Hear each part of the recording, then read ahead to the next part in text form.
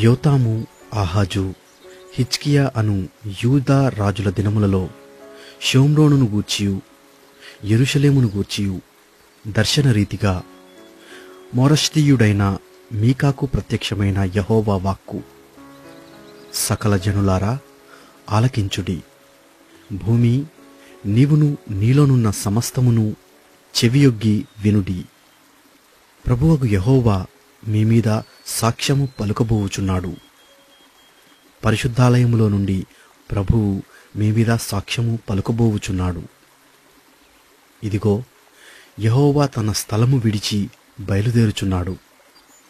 ఆయన దిగి భూమి యొక్క ఉన్నత స్థలముల మీద నడువబోవుచున్నాడు.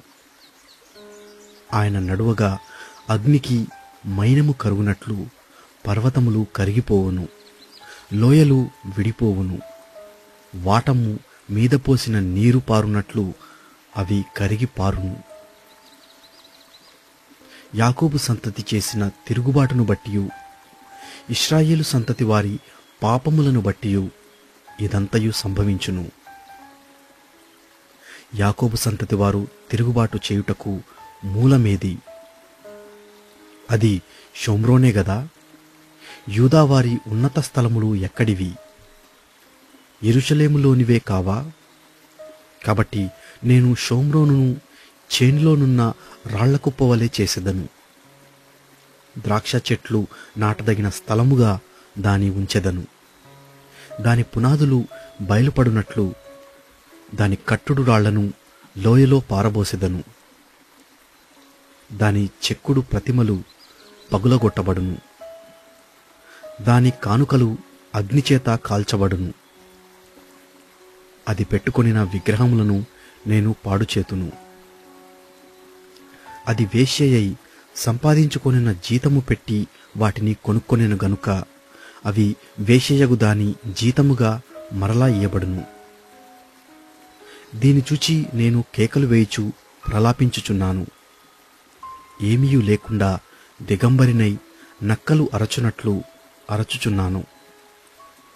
నిప్పుకోడి మూల్గునట్లు మూల్గుచున్నాను. దానికి తగిలిన గాయములు మరణకరములు. అవి యూదాకు తగిలియున్నవి. నా జనుల గుమ్మముల వరకు, యెరూషలేము వరకు అవి వచ్చియున్నవి. గాతు పట్టణములో దీనిని తెలియజెప్పవద్దు. అచ్చట ఎంతమాత్రమును ఏడవవద్దు. బేత్లెయప్రలో నేను ధూళిలో పడి పొర్లితిని. షాఫిరు నివాసి, దిగంబరివై అవమానము నొంది వెళ్ళిపొమ్ము. జయనాను వారు బయలుదేరక నిలిచిరి. ప్రలాపము బేతేజేలులో మొదలుపెట్టి జరుగుచున్నది. మారోతు వారు తాము పోగొట్టుకొనిన మేలును బట్టి బాధ నొందుచున్నారు.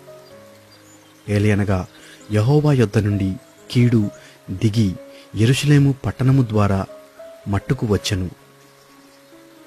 లాకీషు నివాసులారా, రథములకు యుద్ధపు గుర్రములను కట్టుడి.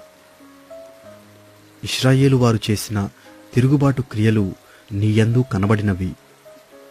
అది సియోను కుమార్తె పాపమునకు ప్రథమ కారణముగా ఉండును. మోరెషెద్గతు విషయంలో మీరు విడుదలకై కోలు ఇయ్యవలసి వచ్చును. అజ్జీకు ఇండ్లు ఇశ్రాయేలు రాజును మోసపుచ్చినవయ్యుండును. మారేషా నివాసి, నీకు హక్కుదారుడగు ఒకని నీ యొద్దకు తోడుకొని వత్తురు. ఇశ్రాయేలీయులలోని గనులు అదుల్లామునకు పోవుదురు.